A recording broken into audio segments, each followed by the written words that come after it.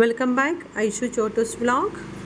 ഇന്നത്തെ വീഡിയോയെ നമുക്ക് ചിക്കൻ പാർട്സ് കുറച്ച് കിട്ടിയായിരുന്നേ. എങ്ങനെയാണ് ക്ലീൻ ചെയ്യുന്നത് നോക്കാം. അധികം ആർക്കും ചിലവർക്കൊന്നും അറിയില്ല എങ്ങനെ ക്ലീൻ ചെയ്യുന്നത്. സിമ്പിളാണ്, പക്ഷെ നല്ല ടേസ്റ്റുമാണ്.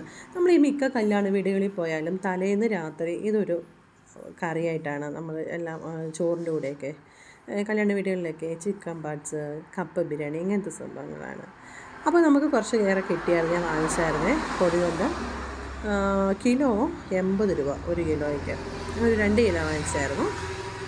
അപ്പോൾ എങ്ങനെ ക്ലീൻ ചെയ്ത് നോക്കാം. ആദ്യം നമ്മൾ അതിൻ്റെ കരളാണ് സെപ്പറേറ്റ് ചെയ്ത് മാറ്റി വയ്ക്കേണ്ടത്. ക്ലീൻ ചെയ്ത് മാറ്റി വയ്ക്കണം, അത് എളുപ്പം, എല്ലാവർക്കും അറിയാമല്ലോ. അതിന് ശേഷമാണ് നമ്മൾ ഈ തീറ്റപ്പണ്ടയല്ലേ അത് നമ്മൾ ക്ലീൻ ചെയ്യുന്നത്. അതിൻ്റെ ആ താഴ്ഭാഗത്തുള്ള സംഭവങ്ങളൊക്കെ നമ്മളൊന്ന് കട്ടാക്കി കളയുക.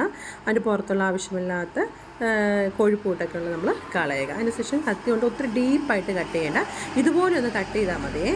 അപ്പോഴത്തേക്ക് ആ സ്കിൻ അതിനോട്ട് ആവാതെ ആ സ്കിൻ നമുക്ക് പൂർണ്ണമായിട്ട് അങ്ങനെ തന്നെ റിമൂവ് ചെയ്യാൻ പറ്റും. എളുപ്പമല്ലേ, സിമ്പിൾ പണിയാണ് കേട്ടോ.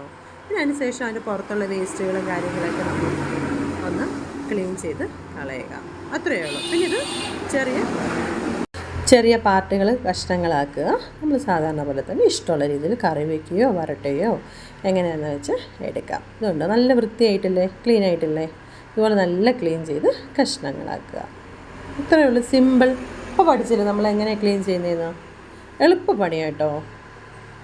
അപ്പം വീഡിയോ ഇഷ്ടപ്പെട്ടെങ്കിൽ ലൈക്ക് ചെയ്യുക, ഷെയർ ചെയ്യുക, സബ്സ്ക്രൈബ് ചെയ്യുക. Thank you for watching. Bye bye.